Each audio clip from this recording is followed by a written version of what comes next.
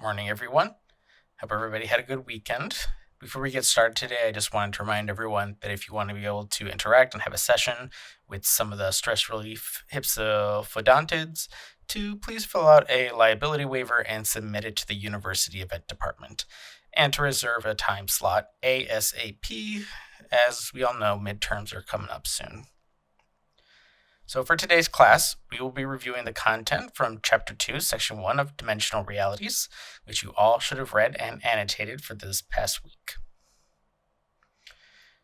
Getting started, a few definitions on the screen that we should all be caught up on as we delve in. You can review these in detail after class once the recording goes up. So, today, our story starts in the spring of 2334, back on Earth. Specifically at the 42nd Annual Global Astronomical Summit, held that year in honor of one of the keynote speakers, a Dr. Paulus Liambo, where the Quantum International Exploration Simulator, known as KEYS, was first unveiled. KEYS being the first and still primary technology used to traverse through far space and beyond the observable universe. This technology was presented by two fellow researchers, Dr. Mikhaila Kravchenko, who studied quantum and reality sciences at Parents Science at Letcher University, and Paulus Liambo from Windhoek, Namibia, who was an astronomical engineer and who studied at the University of Cape Town. The two met as colleagues at the University of New Mexico's Aerospace Department, and the two worked together as adjunct professors and worked together for the next many years, engaged in arguably the century's most ambitious and important research project. At the summit, they presented, for the first time to the public, a system that would use quantum entanglement and the space between dimensions to allow an individual to experience far-off worlds far beyond the means of any conceivable form of conventional travel. The KEYS system, in effect, is a system that uses the fundamentals of quantum entanglement and the dimensions of space to punch holes through existence in order to bypass the limitations of the speed of light. There are 10 stages to the KEYS, which will ultimately allow a user to experience sensations through a projected quantum copy that has been assembled in a desired location. We're going to explore these steps briefly here today in this class. However, we should all note that this is going to be a very quick introduction, and all of these steps exist in much greater detail and complexity that cannot be explored here, but I'm sure you will all get plenty of experience studying this in future classes. Stage 1 is desired environmental data and distance input. Here, the desired environmental conditions that one would like to experience are put into the KEYS software. In total, there are 103 different parameters that are being inputted, including but not limited to oxygen levels, gravity, atmospheric pressure, and temperature.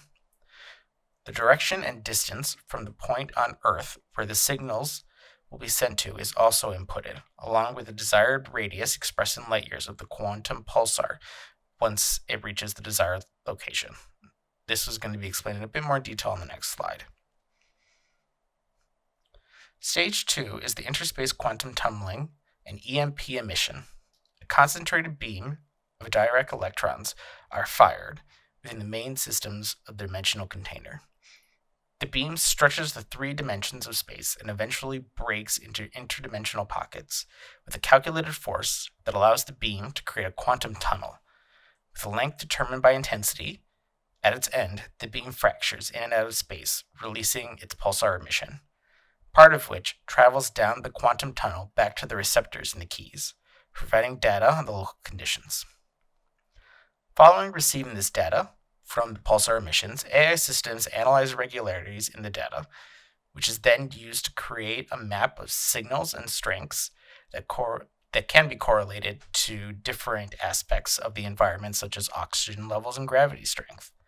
A density map of these conditions is generated and is then used to determine the most probable location for the desired conditions and space exploration.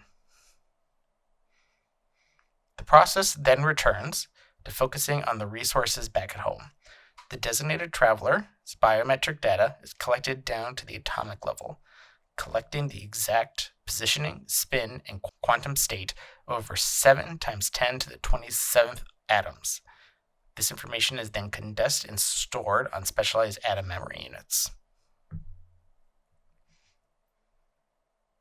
The memory units are condensed into a data packet that is then uploaded into the keys system and is transmitted along with a new direct electron beam directed at the designated location in space.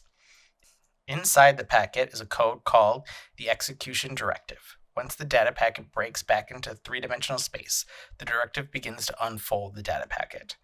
It then reads the biometric data contained in the packet and begins to use local organic resources to reconstruct an exact copy of the traveler down to the quantum level. The most notable and least understood step in this process, in which there is scores of research currently happening, is the establishment of the quantum link between the individual at home and the copy in space. If the construction of the quantum copy is successful, current success rates hovering around 40%, then the sensory inputs by one traveler will be experienced by the other. Thoughts, decisions, and sensations are simultaneous between the two, and all events are shared. These shared experiences occur at the exact same time for both individuals, regardless of distance. Typically, the traveler, known as T1, is placed in a sensory deprivation tank to help the individual focus on the exploration of unknown environments.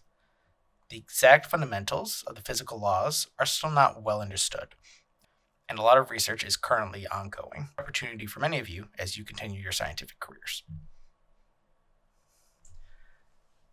Explorations of environments can continue as long as both bodies are conscious and aware. Sleep must be experienced simultaneously, however, it does not appear that food or nutrient consumption has to be. The longest recorded exploration session has lasted 6 months. Once exploration has been concluded, a new electron beam is sent with a new data packet containing the execution directives to the location of the T1A body. Once the data packet arrives, it begins to unfold. Its first action is to break the quantum link. This is done by sending a small gravitational wave towards the T1A body. This is believed to temporarily induce a small stretching of space that disrupts the quantum state of certain subatomic particles. Then, the packet arranges for microscopic organic nanobots made from local resources. These then quickly and painlessly disassemble the T1A body and envelop the organic material into separate bubbles of material. These nanobots then convert the material back to its original state before the formation of the body. This whole process occurs in about a quarter of a second.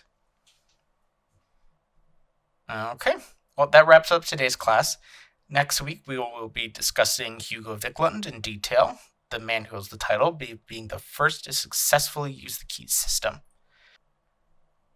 I hope you all have a good rest of your week, and good luck on upcoming midterms.